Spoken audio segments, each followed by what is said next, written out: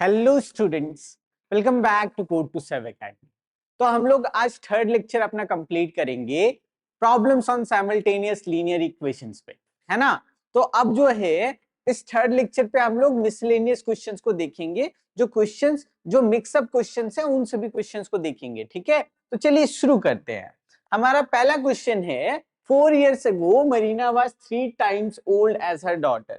4 साल पहले मरीना जो है वो अपनी बेटी से 3 गुना ज्यादा उम्र की थी, ठीक है। तो इसको हम लोग मतलब हम लोग इक्वेशन में कैसे लिखेंगे इसके बारे में सोचते हैं। तो सबसे पहले मान लेते हैं यहाँ पे कंपैरिजन किसका किससे हो रहा है। तो यहाँ पे कंपैरिजन मरीना का, यहाँ पे कंपैरिजन मरीना का उसकी बेटी से हो रहा है ना। मतलब ओवरऑल मेन अगर हमको डॉटर का एज मालूम रहेगा तभी हम लोग बता पाएंगे कि मरीना का एज क्या है। समझ में आ रहा है। तो सबसे पहले हमको डॉटर का एज को कुछ मानना पड़ेगा। तो हम लोग मान लिए लेट अस सपोज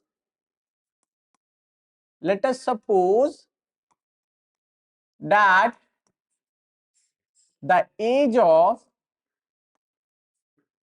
मरीना's daughter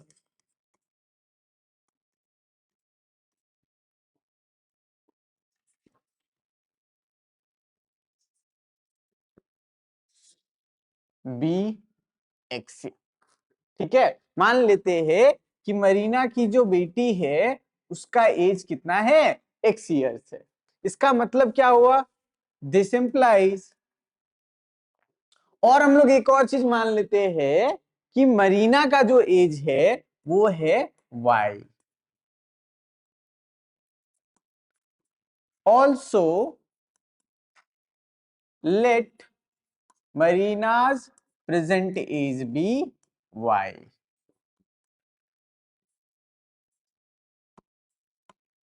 तो ये दो चीज हम लोग को सबसे पहले लेट करना पड़ेगा। जब ये दोनों हम मान लिए, सपोज कर लिए, तो अब क्या बोल रहा है, अब ये लाइन का हम लोग को यूज करना है। क्या बोल रहा है, 4 years ago।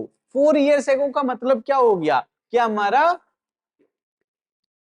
x में भी 4 माइनस होगा और y में भी 4 माइनस होगा, ठीक है। 4 साल पहले का बात हो रहा है, क्लियर है। अब क्या बोल रहा है, यहाँ पे कंडीशन दे दिया गया है कि जो मरीना का एज है वो 3 गुना है उसकी बेटी से।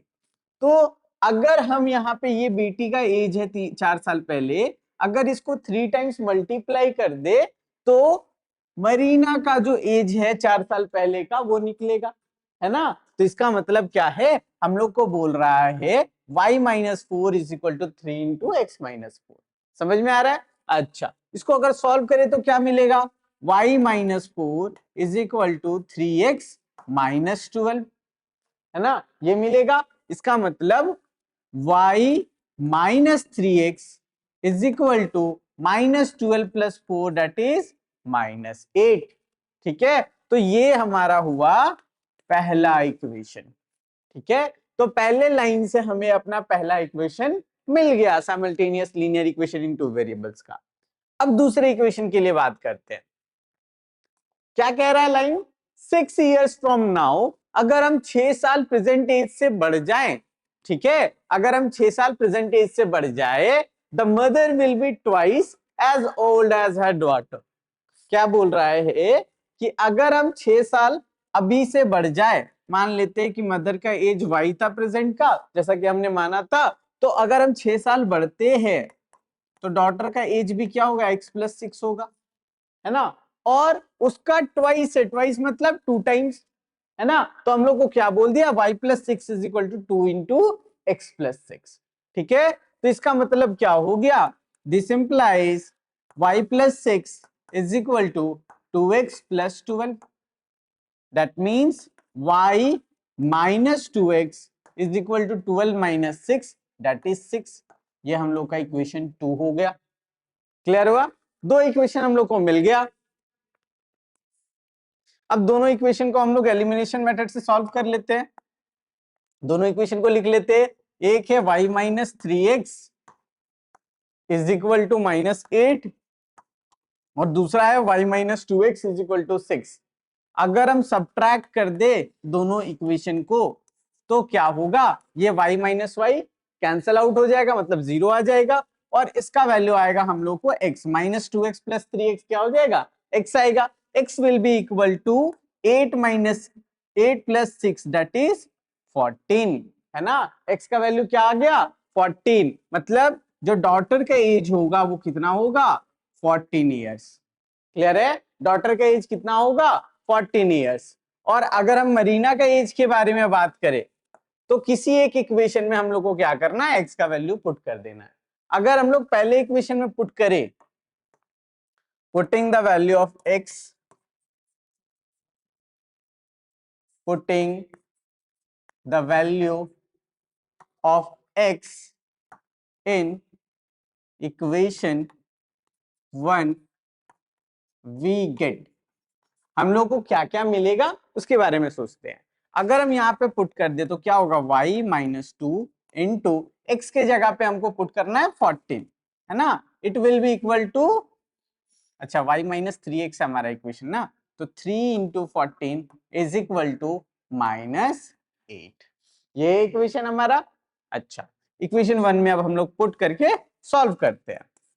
क्या होगा, y - 4 × 3 is 12, 3 × 1 is 3 + 1 4, that means y - 42 is equal to -8, ये होगा।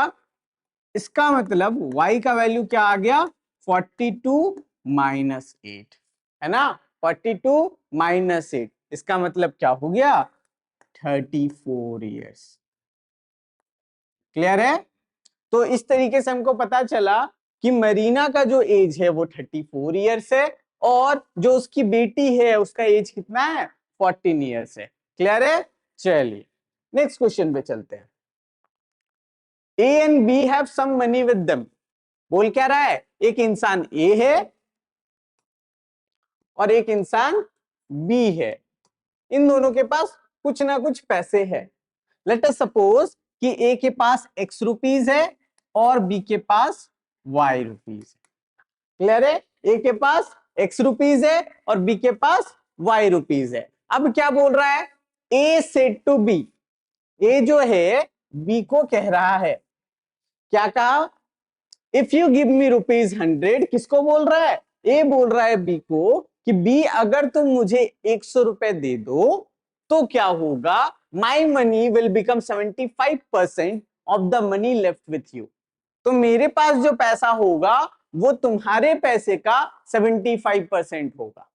अच्छा, कंडीशन समझते हैं, क्या बोला कंडीशन, ध्यान से देखिएगा।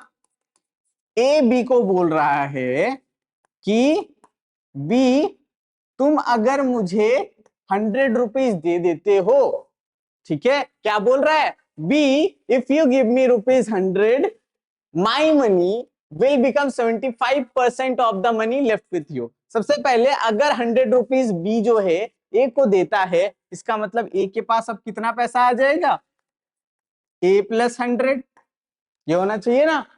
अब क्या बोल रहा है, ए बोल रहा है कि अगर ऐसा होता है तो क्या होगा, जो तुम्हारा पैसा है बी अब उसका 75% मेरे पास होगा। ये जो अमाउंट है ये कितने के बराबर हो जाएगा, 75% ऑफ योर अमाउंट, मतलब बी के पास जितना अमाउंट हो रहा है उसका 75% ए के पास होगा। क्लियर है, समझ में आ रहा है।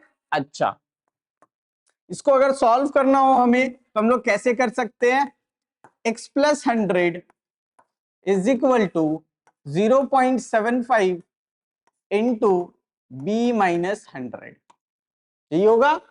अच्छा, इसको और सॉल्व कर ले अगर तो हम लोग बोल सकते हैं x + 100, b के जगह पे हम लोग y पुट कर लेते हैं क्योंकि b के पास y रुपीज है ना। तो x + 100 is equal to 0.75y - 75, 0.75 into 100 क्या हो जाएगा, 75 हो जाएगा। अच्छा, इसका मतलब x is equal to 0.75y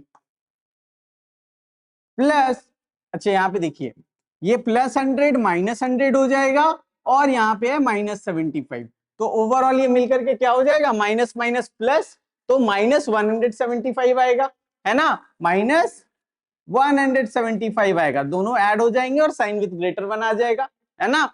चलिए, तो हमको ये मेरा पहला इक्वेशन मिला, है ना। हम लोग को पहला इक्वेशन क्या मिला, x will be equal to 0.75y minus 175। अच्छा, अब आते हैं नेक्स्ट केस में। अब क्या बोल रहा है, ये बात सुन करके बी बोलता है ए को, B said to A instead if you give me ₹100। B बोल रहा है कि अगर तुम बदले मतलब हमको 100 रुपए दे दो, वो बात तुम छोड़ दो, अगर तुम हमको 100 रुपए दे देते हो, बी बोलता है ए को कि तुम जो है 100 रुपए हमको दे दो। क्या बोला, बी बोला कि तुम हमको 100 रुपए दे दो, 100 रुपए इससे घटा देते हैं इसे, और बी के पास 100 रुपए चला गया, तो क्या होगा, your money will become 40% of my money. अब बी के पास कितना पैसा है, इतना, है ना, और बी के पास जो भी पैसा है, ए का जो पैसा है वो बी का 40% हो जाएगा, ये ना बोल रहा है your money will become 40% of my money. कौन बोल रहा है, बी बोल रहा है। तो बोल रहा है कि तुम्हारा जो भी पैसा है वो 40% हो जाएगा मेरे पैसे का। समझ में आ रहा है, मतलब a माइनस 100 क्या हो जाएगा, 40/100 ऑफ b प्लस 100। क्लियर है, इसका मतलब a minus 100 is equal to 40/100, 40% मतलब 40/100 ऑफ b प्लस 100। क्लियर है, अब इसमें a के पास कितना वैल्यू है x और b के पास कितना है y, इसका मतलब क्या हुआ, x minus 100 is equal to 40/100 मतलब 0.40, है ना, इंटू b प्लस 100। क्लियर है, समझ में आ रहा है। चलिए, इसका मतलब क्या हुआ, x minus 100 is equal to 0.40b plus 0.40 into 100 क्या होगा, 40 होगा ना, 40।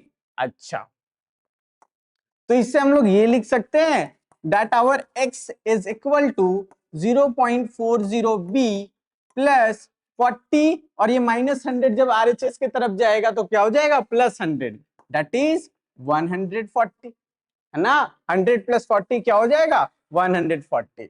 तो जैसे हम लोग इसको इक्वेशन 1 मान लेते, अब इसको हम इक्वेशन 2 मान ले रहे हैं। क्लियर है, यहां तक कोई दिक्कत नहीं है। तो हम लोग को दो इक्वेशन मिल गया और दोनों x को सिग्निफाई कर रहे हैं, तो हम लोग आसानी से बोल सकते हैं फ्रॉम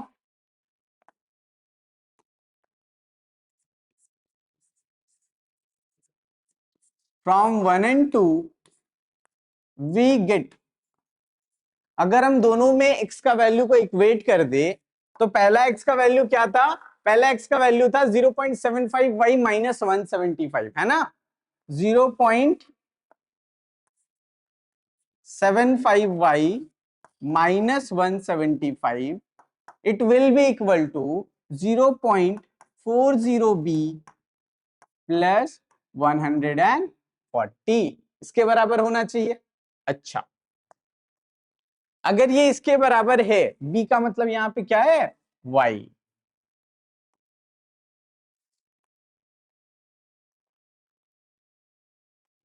क्योंकि b के पास y रुपीस है।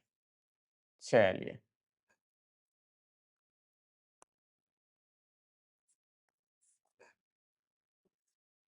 अब ध्यान से देखिएगा, अब हमको सॉल्व करना है और y के टर्म्स में आंसर लेकर के आना है। तो यहाँ पे 0.75y है और RHS के तरफ में 0.40y है। अगर हम 0.40y को इधर लेकर के आते हैं LHS के तरफ, तो क्या हो जाएगा, minus 0.40y, it will be equal to 140, और यहाँ पे माइनस 175 है, अगर वो RHS की तरफ चला जाए तो ये प्लस 175 हो जाएगा, है ना। अच्छा, तो क्या मिला हम लोग को, 0.35y is equal to 175 plus 100, 275, 275 plus 40 कितना हो जाएगा, 315, कितना हो जाएगा, 315। 15। अच्छा, इसका मतलब क्या हो गया, y का वैल्यू कितना हो जाएगा, 315 upon 0.35, that means 315 by 35 into 100, है ना। इसको सॉल्व कर सकते हैं हम लोग, सॉल्व कर लेते हैं। 5 into 7 is 35, 5 into 6 is 30, 5 into 3 is 15 और 7 इंटू 9 इज 63, मतलब 900 रुपीज वाई का वैल्यू है ना। मतलब बी के पास कितना पैसा था, 900 रुपए, ठीक है। और ए के बारे में अगर हम लोग से पूछे तो हम लोग क्या करेंगे, वाई का वैल्यू किसी भी एक इक्वेशन में पुट करते हैं। तो हम लोग क्या लिए थे, x is equal to 0.4y plus 140, है ना।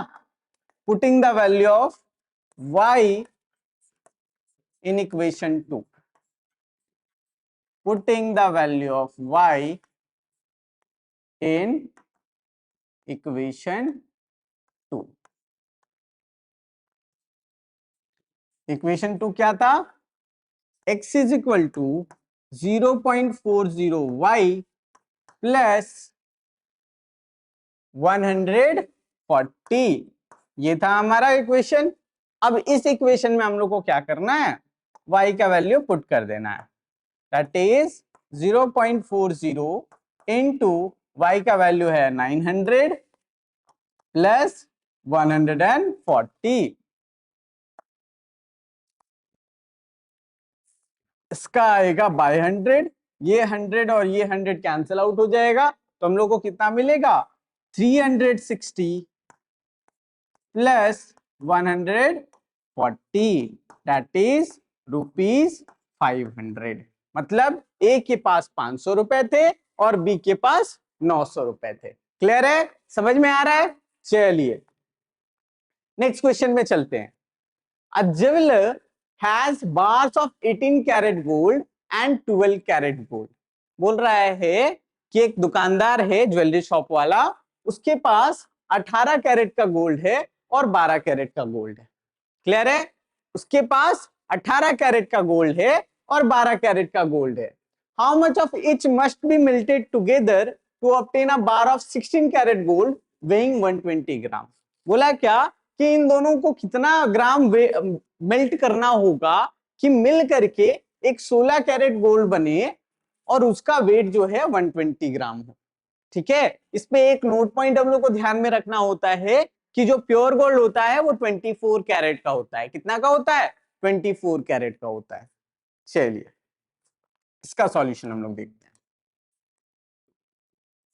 तो हम लोग को क्या बोला कि 18 कैरेट का गोल्ड है और 12 कैरेट का गोल्ड है, और मान लेते हैं कि कुछ वेट इसका होगा कुछ वेट उसका होगा, है ना।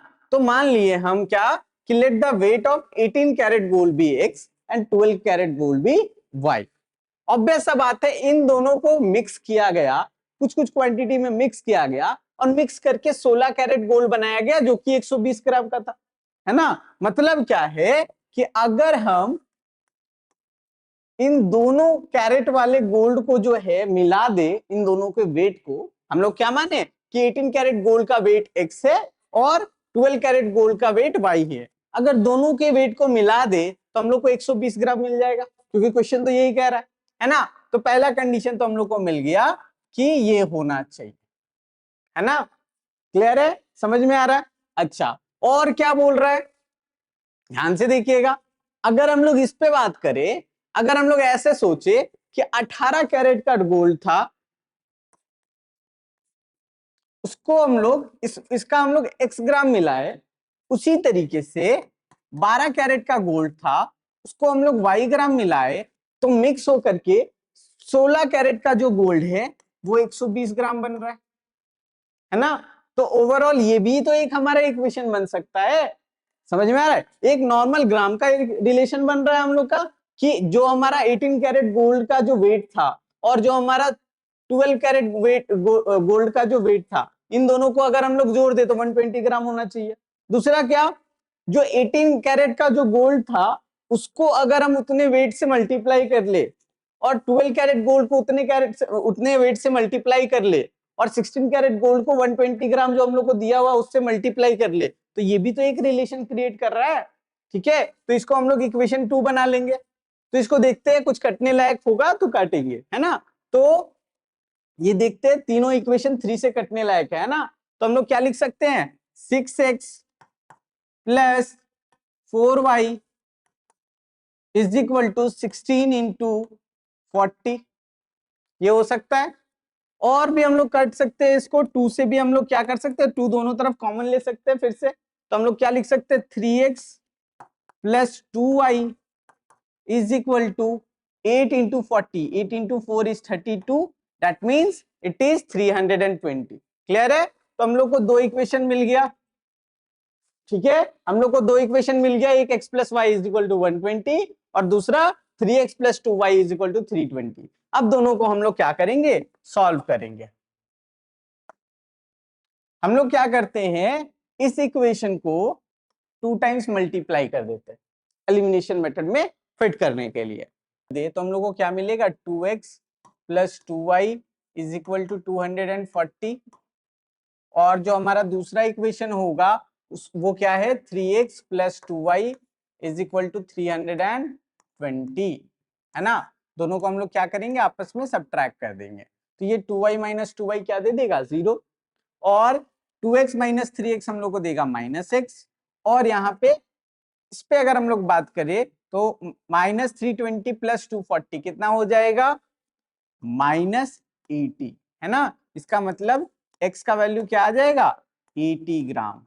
x का वैल्यू क्या आ जाएगा, 80 ग्राम। मतलब क्या है, 18 कैरेट का गोल्ड जो है 80 ग्राम क्वांटिटी में होगा।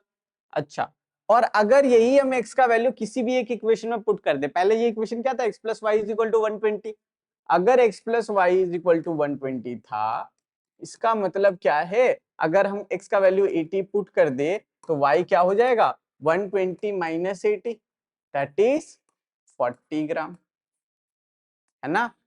तो हमको क्या बोला कि 18 कैरेट गोल्ड अगर हम 80 ग्राम मिलाएं और 12 कैरेट गोल्ड अगर हम लोग 40 ग्राम मिलाएं तो हम लोग को 16 कैरेट गोल्ड मिलेगा 120 ग्राम का। क्लियर है, समझ में आ रहा है। चलिए नेक्स्ट क्वेश्चन पे चलते हैं। नेक्स्ट क्वेश्चन क्या है, on selling a tea set at 5% loss, एक टी सेट बेच रहा है कोई इंसान, वो 5% लॉस में बेच रहा है, ठीक है। और साथ ही साथ and he is selling a lemon set at 15% gain, साथ ही साथ वो क्या कर रहा है, एक लेमन सेट को भी बेच रहा है जिसमें वो 15% क्या कर रहा है, गेन ले रहा है, ठीक है। तो ओवरऑल जब ऐसा किया, एक टी सेट बेचा 5% लॉस में और एक लेमन सेट बेचा 15% गेन में, मतलब दो सामान बेचा, ठीक है। एक लॉस में बेचा और दूसरा गेन में बेचा, ठीक है। तो क्या हुआ, उस शॉपकीपर को जो है 70 रुपए का मुनाफा हुआ, ही गेन्स ₹70, है ना। उस दुकानदार को 70 रुपए का मुनाफा हुआ। अब ध्यान से देखिए, 70 रुपए का मुनाफा हुआ, तो ओवरऑल इस मुनाफे को हम लोग किस तरीके से लिख सकते हैं, इसके बारे में सोचते हैं। मान लेते हैं कि टी सेट का टोटल प्राइस x रुपीस था, है ना।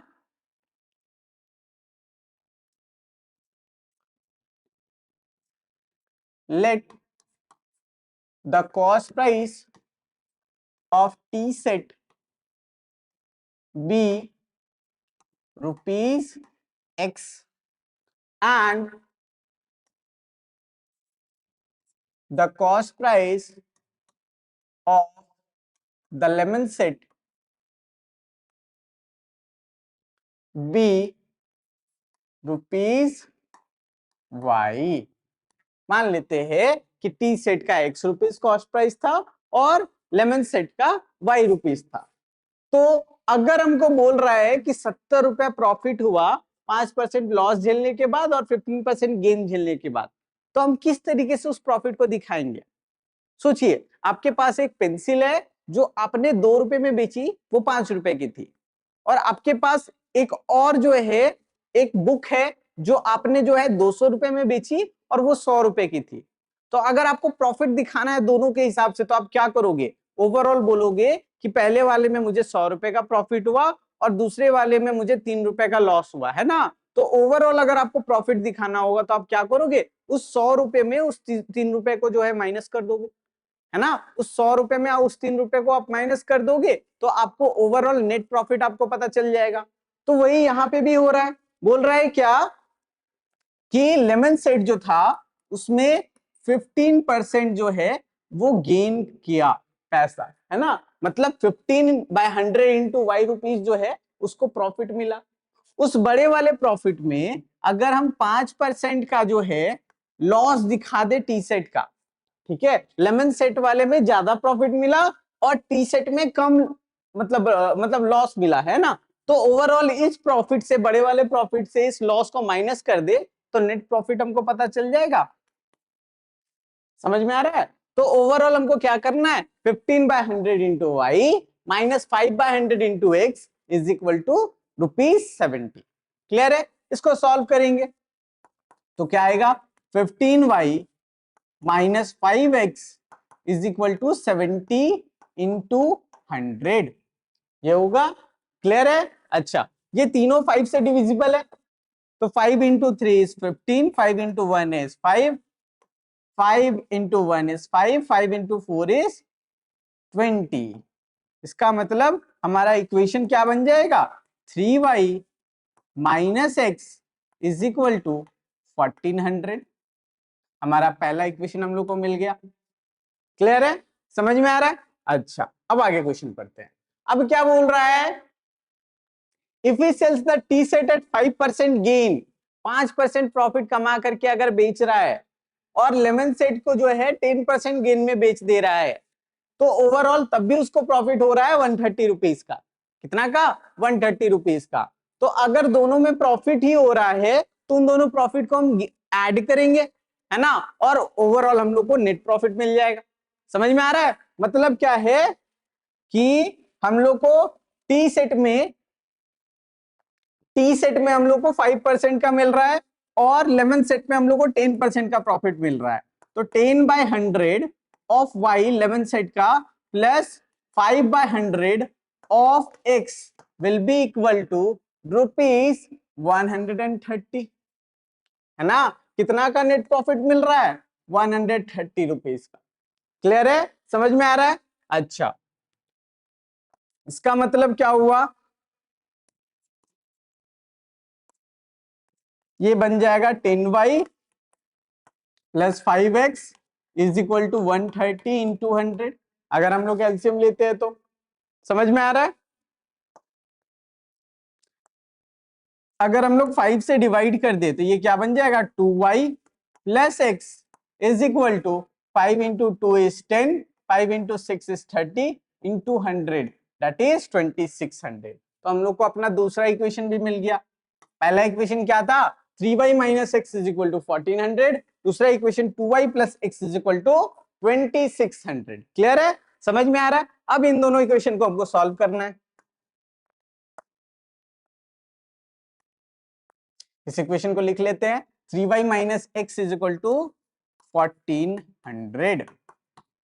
चलिए अब क्या करते हैं, इन दोनों इक्वेशन को ऐड कर देते हैं तो क्या होगा, x माइनस एक्स 0 और 3y plus 2y is 5y, 5y is equal to 0 plus 0 is 0, 0 plus 0 is 0, 6 plus 4 is 10, 2 plus 1 is 3 plus 1 4, है ना। दैट मीन्स 5y 4000 के बराबर होगा। इसका मतलब y का वैल्यू क्या हो जाएगा, 4000 बाई 5 दैट इज ₹800। समझ में आ रहा है? y क्या था हमारा, कॉस्ट प्राइस था किसका, लेमन सेट का, वो कितना आ गया, ₹800। अब देखते क्वेश्चन क्या बोला था। क्वेश्चन बोल रहा है जब ये दो कंडीशंस हम लोग को दिया हुआ है तो बताना है find the cost price of the lemon set. Lemon set का कॉस्ट प्राइस क्या होगा, मतलब y का वैल्यू क्या होगा, हम लोगों ने निकाल लिया। अगर हमको बोलता find the cost price of the tea set तो हम लोग इससे क्या करते, किसी एक इक्वेशन में y का वैल्यू पुट करते, x का वैल्यू लेकर के आते तो हम लोग को x का वैल्यू भी मिल जाता, वो हमारा कॉस्ट प्राइस हो जाता टी सेट का। क्लियर है? समझ में आ रहा है? चलिए नेक्स्ट क्वेश्चन पे चलते हैं। नेक्स्ट क्वेश्चन क्या बोल रहा है, in a triangle angle C is equal to 3 angle B। क्या बोल रहा है, एंगल सी क्या है, 3 एंगल बी के बराबर है, और 3 एंगल बी जो है, 3 एंगल बी जो है वो 2 multiplied with angle A plus angle B के बराबर है। समझ में आ रहा है? चलिए, अब क्या बोल रहा है, हमको सारे एंगल्स के बारे में बताना है, और किस में बताना है, find all the angles in degrees, degree में बताना है कि कौन एंगल कितने वैल्यू का है। क्लियर है? चलिए देखते हैं। तो पहले रिलेशन बनाने का कोशिश करते हैं कि तीनों आपस में कैसे इंटर रिलेटेड है। तो 3 angle B is equal to 2 angle A plus angle B लिखा हुआ है, इसको सॉल्व करते हैं। 3 angle B is equal to 2 of angle A plus 2 of angle B होगा, होगा ना? इसका मतलब 3 angle B minus 2 of angle B will be equal to 2 of angle A होगा। क्लियर है? चलिए, इसका मतलब angle B is equal to 2 of angle A होगा। क्लियर है? अच्छा, इसका मतलब यहां तक हम लोग जो है एंगल बी का रिलेशन ले आए एंगल ए के हिसाब से, ठीक है। और एंगल सी जो है वो एंगल बी से रिलेटेबल है। अब अगर एंगल बी का वैल्यू अगर हम यहां पे पुट कर दे तो क्या होगा, इसको 1 ले लेते हैं, इसको 2 ले लेते हैं, और putting the value of 2 in 1,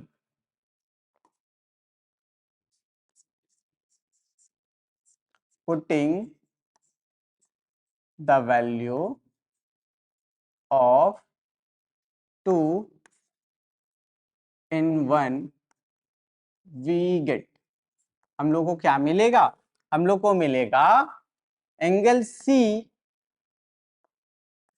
is equal to 3 angle B is equal to 3 into 2 of angle A. Angle B किसके बराबर है, 2 ऑफ एंगल ए के बराबर है। इसका मतलब ये 6 ऑफ एंगल ए आएगा, है ना? क्लियर है? अच्छा, और ये जो भी चीज बताया गया angle A angle B angle C के बारे में, ये किसके है, ये ट्रायंगल के एंगल्स है ना? तो ओवरऑल हम लोग angle sum property of triangles लगा सकते हैं। In triangle A B C, angle A plus angle B plus angle C will be equal to 180 degree होना चाहिए। किस कारण से, angle sum property of a triangle, इस कारण से, है ना? चलिए, इसका मतलब क्या हुआ, एंगल ए के जगह पे हम लोग एंगल ए रहने देते हैं, एंगल बी जो है 2 ऑफ एंगल ए के बराबर था, और एंगल सी जो है अभी जस्ट हम लोग लेकर के आए 6 ऑफ एंगल ए के बराबर है। ये तीनों का सम 180 डिग्री के बराबर होना चाहिए, है ना? क्लियर है? इसका मतलब 2 of angle A plus 6 of angle A 8 of angle A plus angle A 9 of angle A will be equal to 180 degree. Clear है? अच्छा, इसका मतलब एंगल ए का वैल्यू जो है वो 180 डिग्री बाय 9 होगा, दैट मींस 20 डिग्री होगा। एंगल ए का वैल्यू क्या होगा, 20 डिग्री होगा। अच्छा, अब एंगल बी के बारे में अगर बात करें तो एंगल बी कितने के बराबर था, एंगल बी जो है वो हमारा 2 ऑफ एंगल ए के बराबर था। यहाँ पे हम लोग क्या करेंगे, 2 ऑफ एंगल ए लिखेंगे, दैट मींस 2 इंटू 20 डिग्री। इसका मतलब एंगल बी जो है वो 40 डिग्री का होगा। क्लियर है? और एंगल सी किसके बराबर था, 3 ऑफ एंगल बी या फिर 6 ऑफ एंगल ए, कोई भी ले सकते हैं। 6 ऑफ एंगल ए ले लेते हैं, ठीक है। Angle C is equal to 6 of angle A, that means 6 into 20 degree, that is 120 degree. कितना, 120 डिग्री। क्लियर है? तो इस तरीके से 120 प्लस 40 160 प्लस 20 180 डिग्री हो गया। तो तीनों एंगल्स हम लोग निकाल सकते हैं अगर हमको रिलेशन पता है। क्लियर है? समझ में आ रहा है? बस इस तरीके से जो है जितने भी अच्छे अच्छे मिसलेनियस क्वेश्चंस थे आपके इस चैप्टर के, वो सब मैंने कंप्लीट करवा दिया। आपको क्या करना है, इस चैप्टर को उठाना है, जितने क्वेश्चंस है वो सारे आपको बनाने हैं। आपको क्या करना है, पहले तीनों लेक्चर्स को अच्छे तरीके से देखना है, फिर क्वेश्चंस को बनाना है, आपसे सारे क्वेश्चंस बनेंगे, ठीक है? और अगर कुछ प्रॉब्लम्स होती है तो आप हमें कमेंट सेक्शन में पूछ सकते हो। Thank you.